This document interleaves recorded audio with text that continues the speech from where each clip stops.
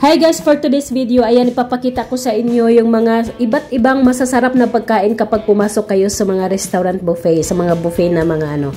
Ayan, kapag sinasabi na buffet, unlimited yan. Kaya kapag nagplano kayo na pumunta, kakain, umaga pa lang, wag na kayong kumain ng almusal.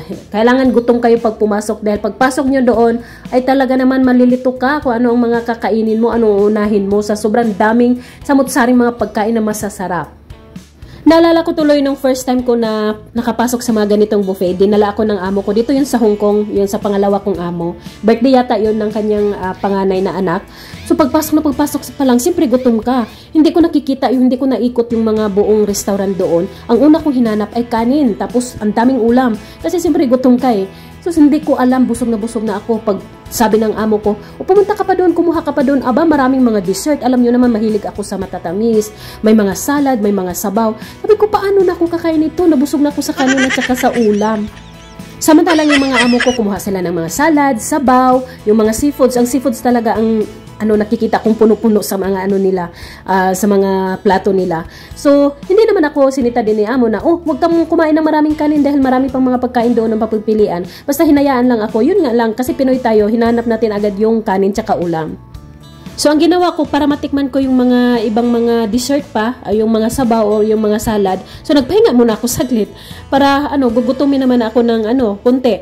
Kasi mahirap din yung busog ka tapos hala sige, kain lang kain ay nako, baka na mangyari sa tiyan mo. Napatanong nga ako sa sarili ko, hindi lang ako nagtanong sa amo ko kasi nahiya ako kung pwede ba i-take out na lang yung mga hindi ko nakain. Pero yun pala, kapag manasa buffet ka, yung lalagyan mo lang ng pagkain, yung tiyan mo lang talaga, hindi yung dala mong bag na may bag ka pa na ilalabas sa pag uwi mo.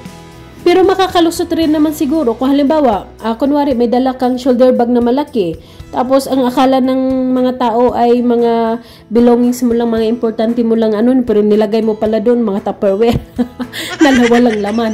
Pagkatapos pupunta ka na lang doon sa ilalim ng lamisa na pinagkainan mo, yun lagyan mo ng pansyaron, charot. Joke lang yun dahil bawal yun sa mga buffet.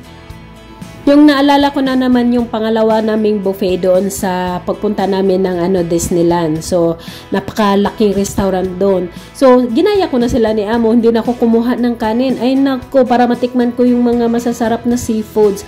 Kasi ginaya ko sila ni amo, kinuha talaga nila yung mga crabs, mga lobsters, ayun, sabi ni amo, dahan-dahan naman dyan, baka may allergic ka. Yan.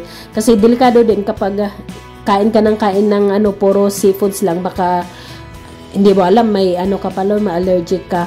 Pero yung malaki pa lang, yung parang sa king crab na parang niya, busog na busog ka na doon, tsaka yung mga lobsters na napakalaki. Ay nako, sabi ko, ay ganito lang pala ang technique, wag na lang po munang kumain ng maraming kanin.